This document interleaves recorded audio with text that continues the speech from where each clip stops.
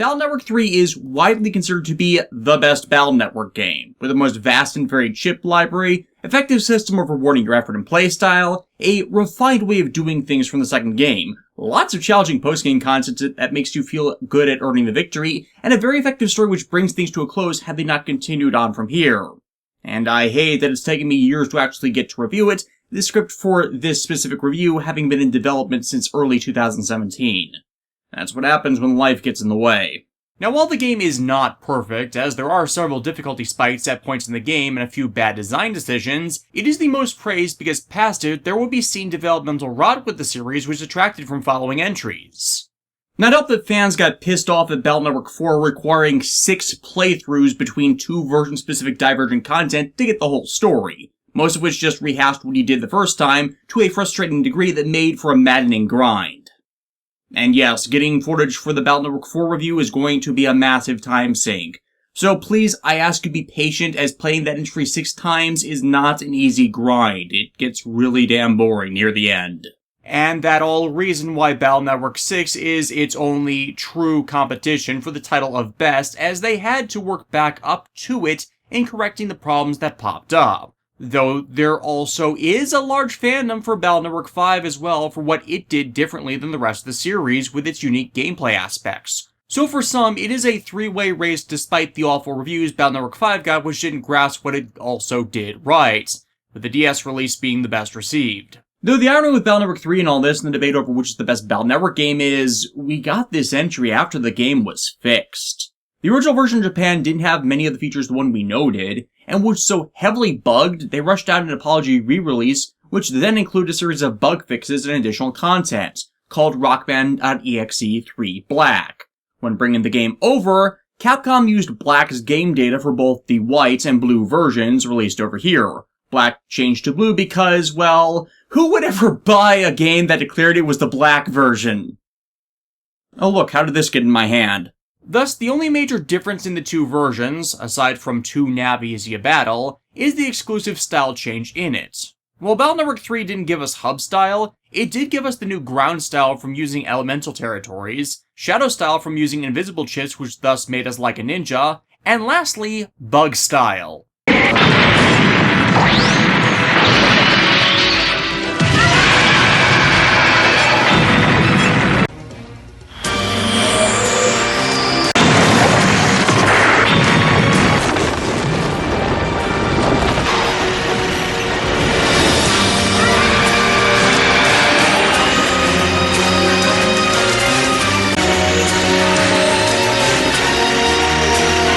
Yeah, I'd like to think of that style being an after effect of fighting the gospel bug beast irreparably corrupting hub style, mainly as that's the interpretation the manga seemed to take with it, as bug style randomly gives you a massive advantage previously expected as standard in hub style, but it's always at a cost of bugging up some aspect of play, the most common ones being movement issues or rapid depletion of health, which can make it dangerous to use if you get it early in the game as you can't compensate, at least if you don't know what you're doing. And while you can get bug style in either version, and I highly recommend doing so, ground style was exclusive to white and shadow style to blue, which makes sense as it was originally the black version. Naturally, as I've mentioned before, I have blue, and it really was unnecessary aside from, let's have it print us money, for them to make 2 versions of it in America. I mean, say what you will of Battleworks 4, 5, and 6, there were at least incentives to getting one version over the other if you didn't just buy both because of what was included in one version that the other didn't. That also ended up being a hindrance admittedly when players found one version sucked more or was less play balanced than the other, but that happens with multi-version release games. Kinda why it died out outside of Pokemon.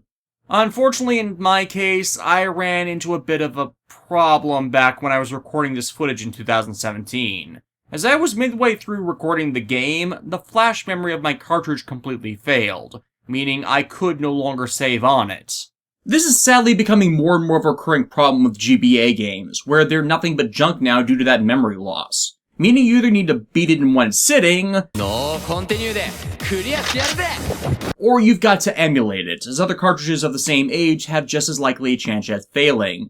But sadly, most emulation databases that archive no longer obtainable games have been taken down due to lawsuit threats served against them, so a lot of those are now lost to time as well.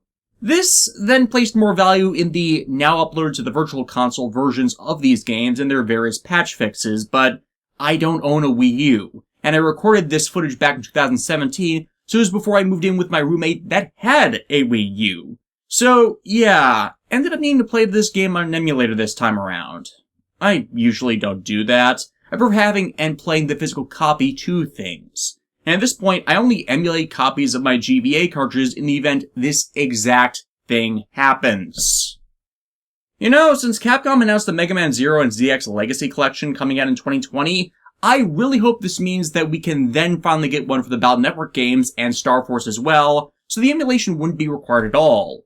Hell, since the Zero games are getting an easy mode for them, they can then just do that for Battle Network with something that gives us all the chips. I really hope Capcom is doing that. The collection, not necessarily the chip sheet thing. Battle hasn't changed much this time. The most that changed is a minor graphical overhaul to the presentation, giving us one of the best looking Cyberworld environments. A lot of it visually and aesthetically a massive improvement over the last two games. Granted, they start here doing the mazes for the general web maps, and the backtracking at times starts to overdo itself, so it's not all good.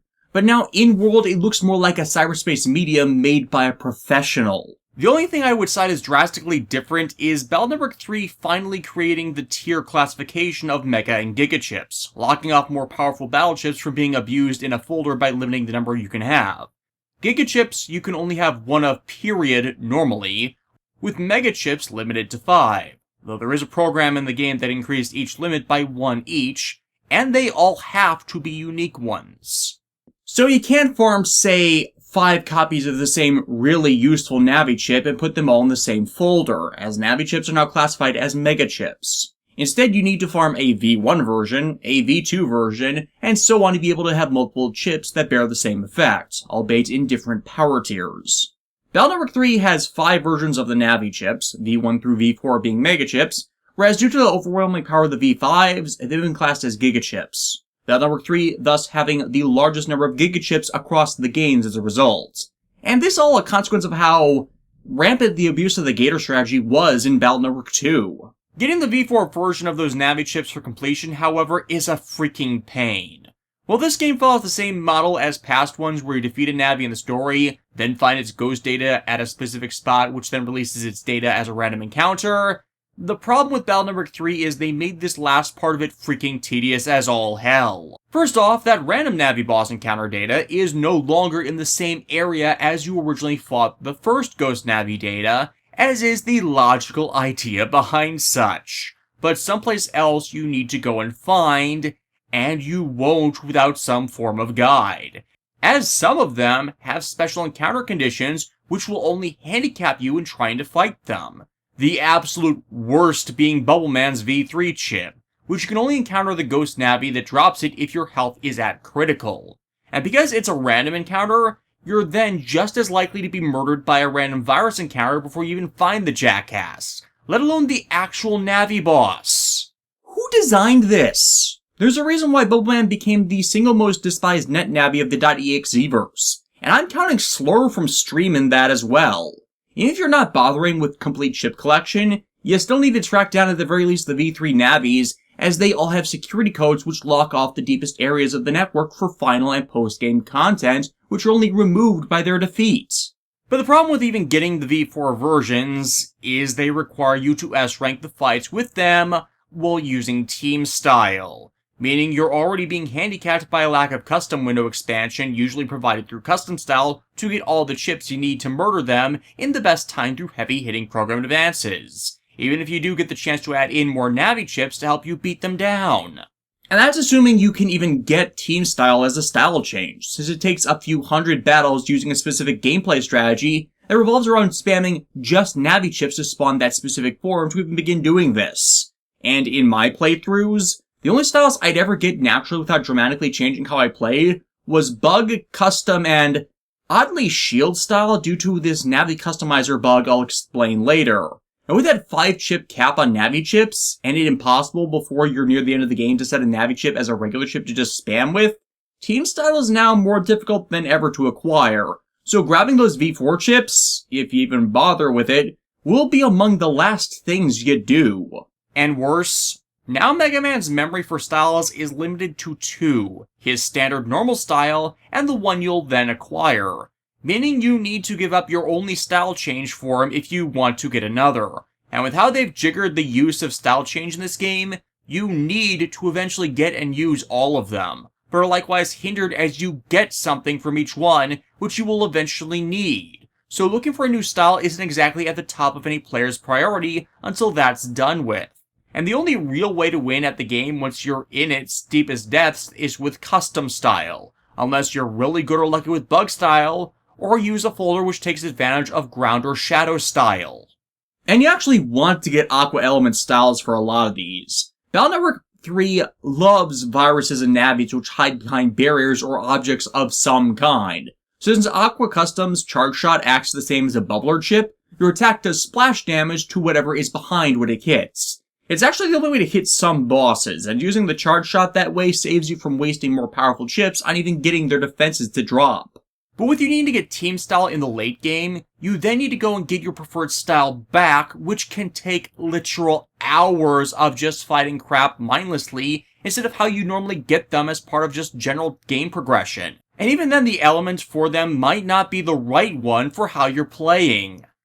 But even with all of that, it is still better than the crap they pulled with Battle Network 4, where they just locked off all versions of the Navi chips, bar the base ones until post-game content, after nerfing them all. I just view this here as a bad design decision implemented to encourage actually going out to try everything, that mostly backfired due to you not being able to save multiple style changes like in 2. Had they allowed you to save a second one, or made them an unlock over time thing to have the full spread of styles and their elements alignments swappable after you put in the work to acquire them, I don't think this would have irritated players so much, as then they wouldn't have to give up their preferred style just to lose part of the game's collection nonsense. The only other new thing for net battling is if you can time your attacks against enemies correctly, you can counter them, and that showcasing of adept skill will grant you at the end of battle a bug frag for each time you succeed in doing so. Bug frags, as mentioned, first showed up in Battle Network 2 as rare currency, but now they're all over the place. My headcanon for why is likely due to the Gospel Bug Beast's destruction spreading them across the net, and you will need around 1,000 for later, so save as many as you can get. Anyways, our story this time opens with Lan and company on a field trip to the newly refurbished Sci Lab in the middle of the fall and winter semester, segueing into the expected gameplay tutorial that, as I said, isn't any different from Battle Network 2's. But at least the virus battle primer done in a lab meant to research viruses is appropriate. With that, school ends, and as the group of friends meet to hang out, a television producer named Tsuneyama passes through and informs them the preliminaries to a net battle tournament, the N1 Grand Prix, are now open to all players. This seems oddly repetitious to the last game, only swapping the official net battler's registration for entering the tournament. And yeah, the N1 drives a lot of the early story, factoring into the opening of each game's chapter until it's over with. Fans who saw the anime's broadcast or subsequent fan subbing, yeah, the first season did kind of shove this into their adaptation of the story early. I'm not entirely sure why, though. Battle Network 3 originally released in December of 2002, the Black Patch version in March of 2003, but the anime started in March of 2002, meaning that specific arc of it started in May of that year. That is way too early. I'm betting it was prompted by some type of cross-promotion for it or insider information about the game's development and story. But for timing advertisement of it, it was horribly out of sync. As remember, the first season of the anime was where they more tried to adapt the stories of the games before spinning off into their own unique entity, informed by the game's story points beginning with Access. This gets us into the new Cyberworld overworld, and it is a far better looking one than the second game's, and the net square also looks great. The N1 prelims are much the same as the officials tests as well from the last game. Find an answer to an asked statement in the Cyberworld, albeit them being far easier to find this time, followed by a series of consecutive battles. As that ends, Lan goes off to chat with his friends, Dex realizing he forgot his homework at school, but while Hub nags Lan to not neglect his own, Dex begs the others to help him, leading us all to sneak into the place after unlocking the gates to get into it. As Dex finding his missing data disk, however, the four hear noises coming from another part of the school. How? The place is pretty decently sized despite us only seeing a small region of it. But they find the noise coming from the principal's office, where they find Ray Psycho and his navvy... Flashman? Oh god, my eyes! And Ray recognizes Lan immediately. Well, he has saved the world a few times at this point. I'm surprised he hasn't been suffering any radiation sickness after that last one, honestly. No, it's because Ray has orders to kill him on sight due to the danger he and Hub pose to them. Flashman attacking them through the principal's laptop with a hypnosis wave.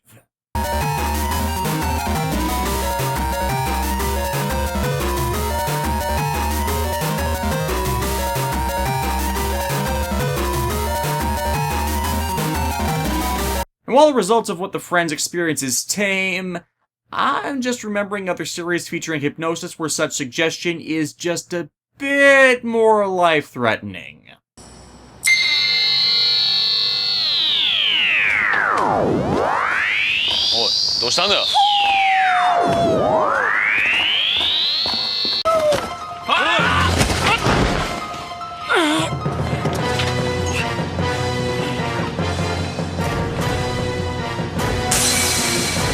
But due to a clue from earlier about another class taking a field trip to an umbrella factory, where they were surprisingly not accosted by penguins.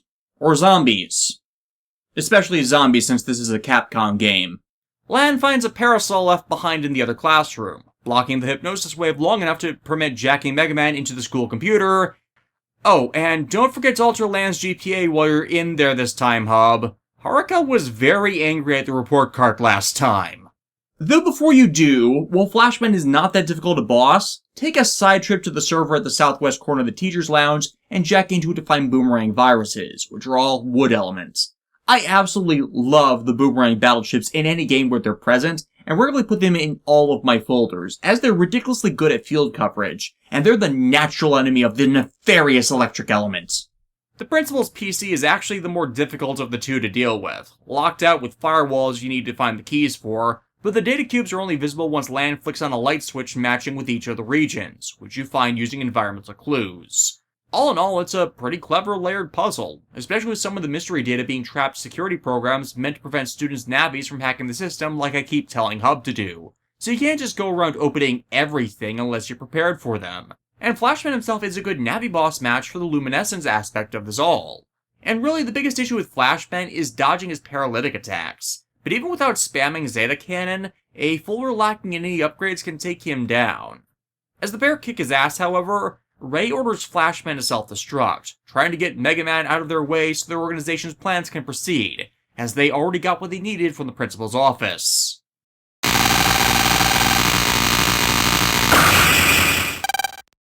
Seriously? That's what you're calling it? They're missing the obvious thematic name. Final Flash!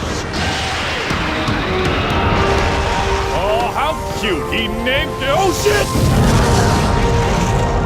Well, much like Cell, Megaman is too perfect to be killed by that. But it's definitely a good fake-out, and it distracted us long enough for Ray to escape. The hypnosis on everyone has worn off, everyone returning home, though Dex thanks Lan with a net battle. But as Lan turns in for the night, Ray returns to base, handing over the purloined Tetra code to his boss, Dr. Wily. Maniacal laugh. Maniacal laugh.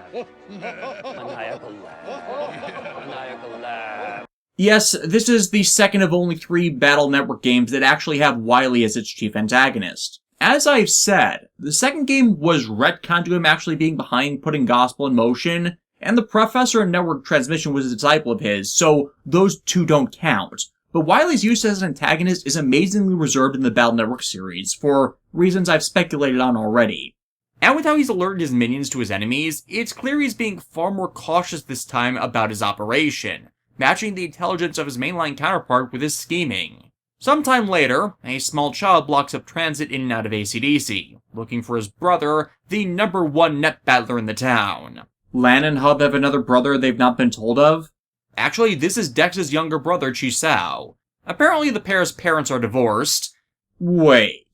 Recognition of complicated parental relationships in a kids game without it being idiotically censored? What year is it? Honestly though, Chisao annoys me, though again more due to his anime counterpart sticking around when he had no need to. The kid first showing up in a one-off visiting my brother from far away filler episode of the first season, and then when Dex was put on a bus to join the first game's former World 3 antagonist in the recurring role as curry chefs on a growing chain of restaurants which at the time took them to an island resort. I really like the .exe anime, but can freely admit some of its story points could be pretty silly and weird, especially in its early stuff. In an effort to train himself to actually be able to beat Lan. Chisao then became a recurring companion during the events of Access, and he added absolutely nothing as he didn't even have a Navi to contribute to things like Tori did with Iceman. I mean, the show was already directed at a younger demographic despite it being written well enough that teens and adults openly admitted to watching and enjoying it when it was airing. There wasn't much need for him to be there, especially since the only tying point was his brother who was now absent, and the aforementioned element of his parents being separated, and him living with the one that's nowhere near them. I know I haven't watched the anime in a decade, so I'm probably getting some of these details wrong, but what the hell was up with that? Chisao in Battle Network 3, however, is mostly harmless.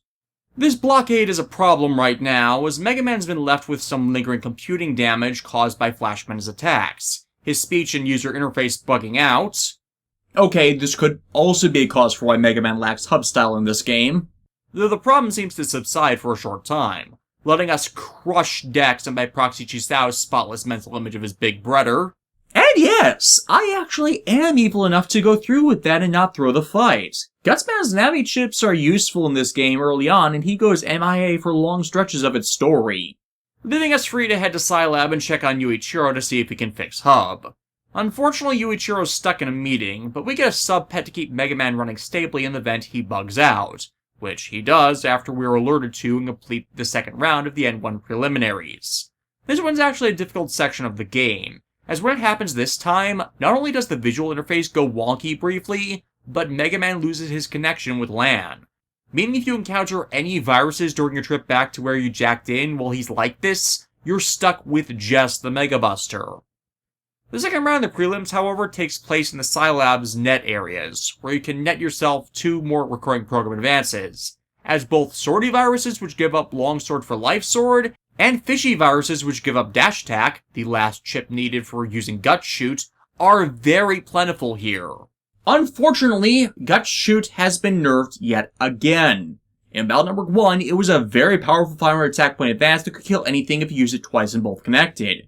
In Battle Network 2, that got nerfed to 400 while enemies got an HP boost. In Battle Network 3, it's now down to 300, and due to the Mega and Navi chip limitations, it's less useful than the 400 attack point Life Sword. And I don't find this a good thing, as with that chip limitation how freaking strong a lot of endgame bosses are, you could have taken it back up to being a 500 attack advance, and the game would have still been balanced. The Navi chip advances outside of Pre-Power and Double Hero are weak this time, and those 2 are only available in the post-game.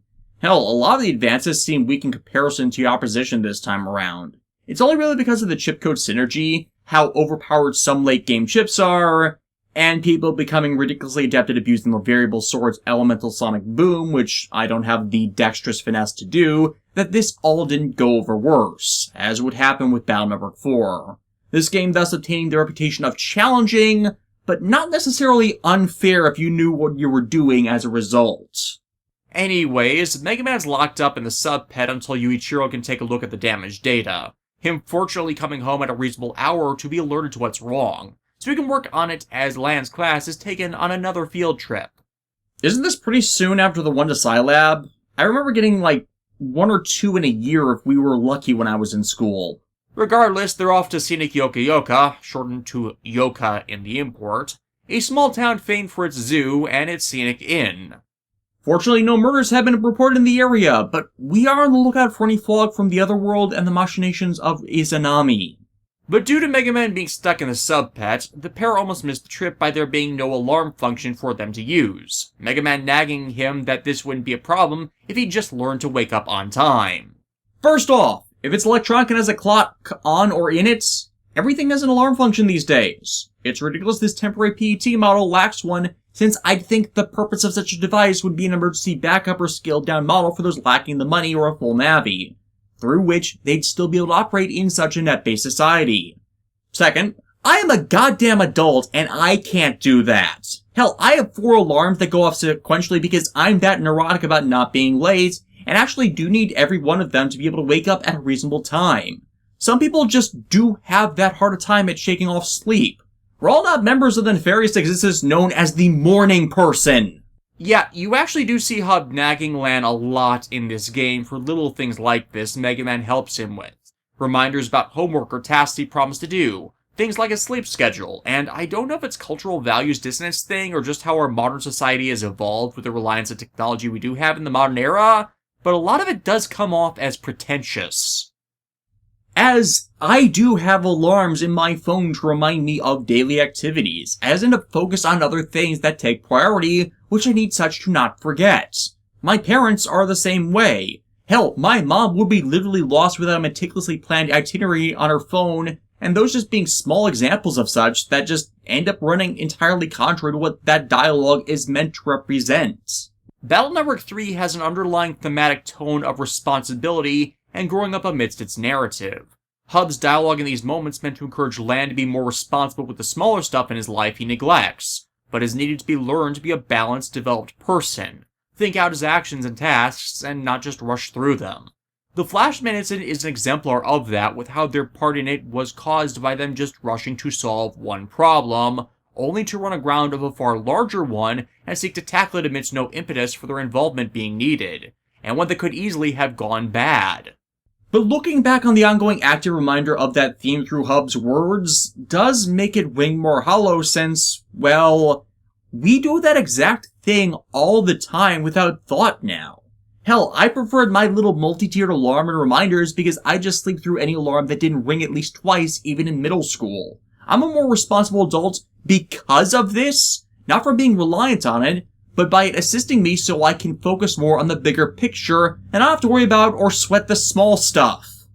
Well, it's not like Lan and Megaman have to suffer under that for long, for as after the group gets settled in at Yoka's inn for an overnight trip, Yuichiro sends them the data needed to fix Megaman, alongside a preventive measure against such tampering, a Navi Customizer! With the 3 games I've covered, all improvements to Mega Man come from things you find that automatically improve stats, any other bonuses tied to style changes or armor. That, however, changes with this and all the subsequent games, and the Navi Customizer permits you to augment Mega Man in any way you please, as long as you've obtained the customizer programs which permit it. The most useful one immediately is Undershirt, which if Mega Man will fall to 0 health at one time, and only one time in that battle, will save you from game over. In addition, all Buster improvements now come from the customizer programs for it, thus permanently leaving its stats on the back burner from now on.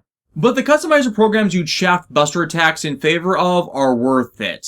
Custom window chip expansion, fast barrier, faster custom gauge improving the rate you reload chips, protection against area effects. There's a lot of variety. Unfortunately, with the first time implementing it, there were some limitations. Primarily in how the grand majority of the Navi Customizer programs you would only get by leveling up your style changes, which are not accessible yet. Likewise, the number of colored programs are limited by what style you're in. Red for Guts and Shadow, blue for Custom and Shield, green for Grounded Team, and black for Bug. And you cannot place 2 programs of the same color together without Mega Man being improperly programmed. Nor can a program with a cross emblem on each block be put in the center command line. And while you can expand the program to a max of 25 squares later, you only start out with 16. The bugs, however, you do end up needing to do to get bug style, as by playing with the bugs on Mega Man for long enough, you eventually generate said bug style. And a bug for this game I found when I streamed this game for my show's anniversary in 2016 was by placing a charge +1 and attack +1 in the command line, I got the program bug that allows me to have the Shield Navi Customizer program be usable when charging the Buster, which made it much easier to deflect attacks. Whereas the normal shield program is left in B, and I have a tendency to screw that up when I try to use it, so I push forward anyways. So this bug is exceedingly beneficial to me, as for once, I can actually properly input the command to generate a shield. And it's the bug I use to get bug style. And more than any other style, you need to get bug style, as by playing and leveling it up, you eventually acquire the Navi Customizer program Bug Stop. And Bugstop is easily the most important program to get installed onto Megaman. Why? Because eventually in this game, you reacquire the Hub Batch program, which after this becomes the recurring Ultimate Navi Customizer program in Battle Networks 4 and 5, and it gives you every ability Hub-style did in Battle Network 2, including the halved health. However, by installing Hub Batch and Bugstop, alongside inserting an extra code acquired from Network Transmission, it completely removes the HP loss and any other downgrade effects, meaning you get the ultimate form of Mega Man in the original trilogy with absolutely no downsides. Now, admittedly, a lot of players don't like to use the Hub Batch even in this game because their personal customizer builds allow them a greater output of damage and thus don't need air shoes, float shoes, no flinching, the initial fast barrier, more mega chips and custom screen slots. Well, essentially they don't need everything since it doesn't allow them to fit other programs in the customizer. And it isn't good with regards to the strategies you need to employ to beat the post-game extra bosses. But I'm a big fan of keeping it active, as it's representative of making him whole to an extent. Of course, by the time you get the Hub Batch, the game's pretty much over, so part of what disinterest to it players have is finding a set of more common customizer programs that were really effective together, which they don't want to give up. Especially Reverses Play, which is really the only reason to get Hub Batch. So, yeah, it ends up a useless program unless you cheat yourself as having it long before you would acquire it naturally. And Capcom would not realize that until Battle Network 6. Before we head to the zoo, check out the souvenir shop outside the inn and its owner, Tamako.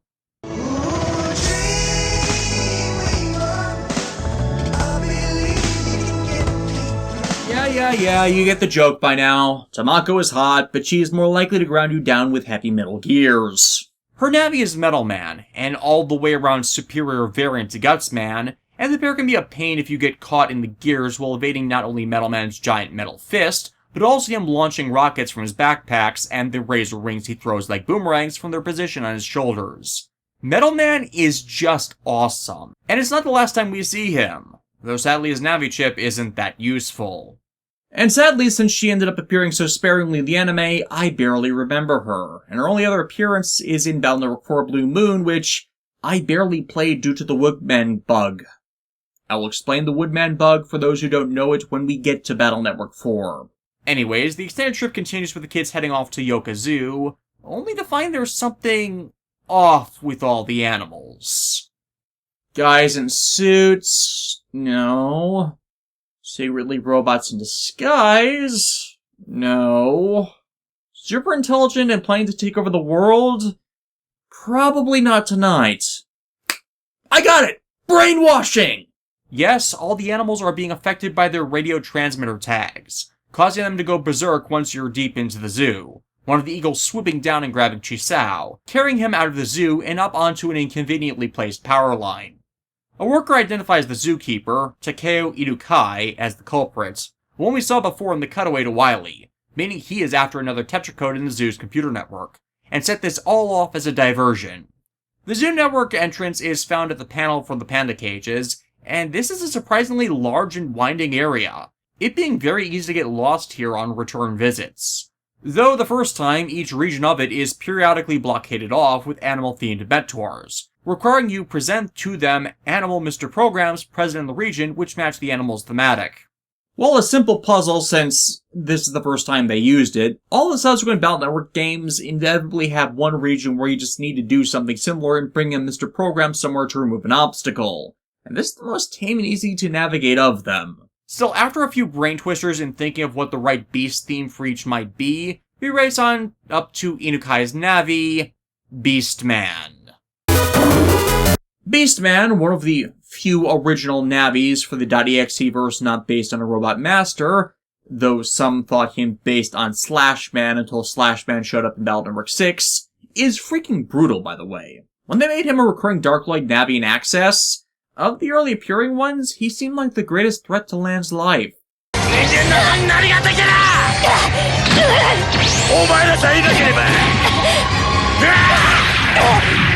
Yeah, dude almost killed him on a few occasions, and is probably the closest in the series to doing so. Even in this game, Beastman is not an easy encounter, simply due to him being a more speed-oriented Navi. intending to strike hard and fast with his savagery, to the point you can only make out his limbs or his charging head. For later variants, I kind of recommend keeping a slasher chip in your folder, as it's very good for countering those charges when you can't get a lock on him. With Beastman's defeat, Inukai, because he's just a dumb brute, gives away his actual goal in this of the Tetracode, also giving away the fact that Dr. Wily is in fact alive. A detail that surprised in the land simply because, unlike mainline Wily, who's always around so it's no surprise when he returns to things, Wily has been otherwise MIA since his original defeat. There was reason to believe before this that he might actually have died in the life virus incident. But with that massive shock and distraction, Inukai gets away scot-free. One day I'm gonna get that filthy animal. But that's put on the back burner for now as Chisao's life is still in danger, the eagle calming down without the radio signals driving the creatures crazy, with Dex ultimately saving his little brother by using his enormous girth to cushion Chisao's fall. What, it makes more sense than what is shown happening, catching in bridal style. There's no way that works. As things wind down, however, it's revealed the entire reason Chisao came to AC/DC was part of an attempt by their dad to encourage Dex to come live with him. Dex deciding to refuse because he's the boss of AC/DC Elementary. This line confused me for years, as until I was a teenager, I was not in any way familiar with the concept of the Yankee or Bancho, school-age gangster/delinquents protecting a given turf, and yeah, that doesn't exactly ring true for how Dex has been characterized in this series, at least in the American localization, where he's more just been Lan's competitive rival friend. Does actually explain more of why he joined World 3 in the anime, though, and possibly something lost in translation, as, oh boy does Battle Number 3 have some odd ones in it. I think the most extreme case of translation failure in the game this time is translators forgetting they changed Sean, aka the head of gospel from last game, from his original name of Shun, when he reappears later in the game. The dialogue regularly referring to him as both Sean and Shun infrequently. It is still not Battle Network 4 bad in the localization, but why is it foreign things I enjoy, unless they're fan-subbed, so rarely have competent quality assurance teams on them? Okay, sometimes not even fan-subs either. Still, there are bigger things coming on the horizon. As though Wily is down 2 navies, their operators are still free, and he's already gotten half of what he needs for his newest endgame. Wait, are the localizers intentionally making the Scooby-Doo joke this time?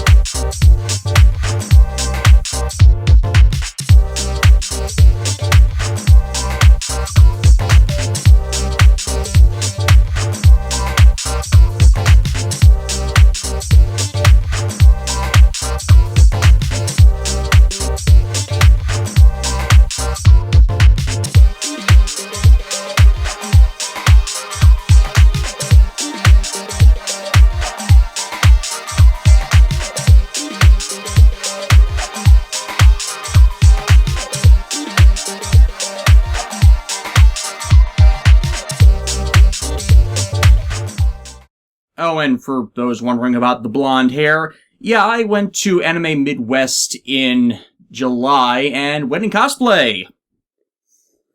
I think you can probably tell what I cosplayed as. If you haven't, go see these pictures on Twitter.